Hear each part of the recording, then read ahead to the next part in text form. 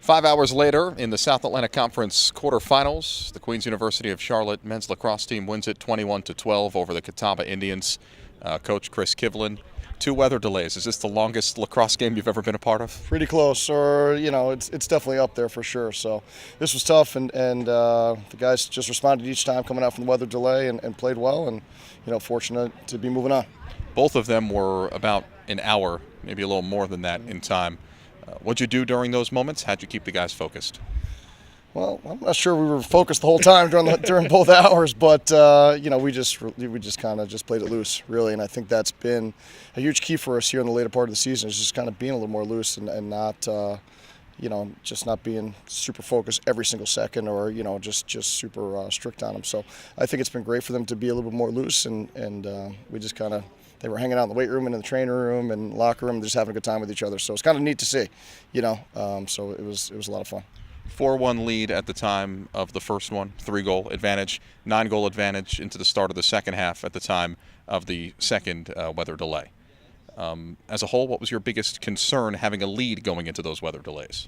I think it's, they can be, we had a lot of momentum, and just like a timeout or a halftime or anything like that, it could, really reduce the momentum. So I think every time you come out, you try to get energized again and be ready to play your best ball. And obviously it was playoff time, and you were just obviously, ready for them to make a run, which they did, and we just weathered the storm and moved on. Kevin Barry, he's been pretty hot of late. 9 goals, 5 the other day against Wingate, 4 tonight against Catawba. 9 goals in his last 2 games. What's different for him?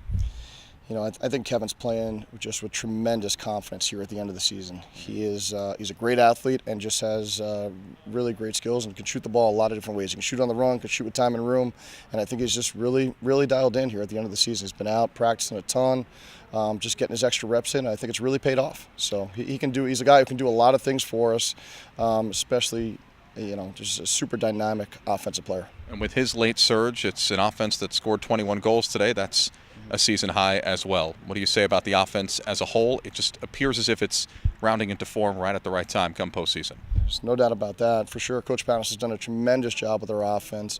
He's been mixing it up a little bit and playing some guys with some different pairings and things like that. And the guys are really taking to it, and they're having fun out there. And I think that's probably been the biggest key, is that we're just cherishing every day, especially now in the playoffs. We just earned another couple days and earned another game. And I think you see that in our play, especially offensively. These guys are playing loose and they're getting to the goal. And I think that certainly at the end of the year, a little more technical, they've found their shape and gotten into their sets, and the spacing has been excellent. So just kudos to Coach Panos and the offensive guys, and they've done a tremendous job. Back to the conference semifinals again. Yep.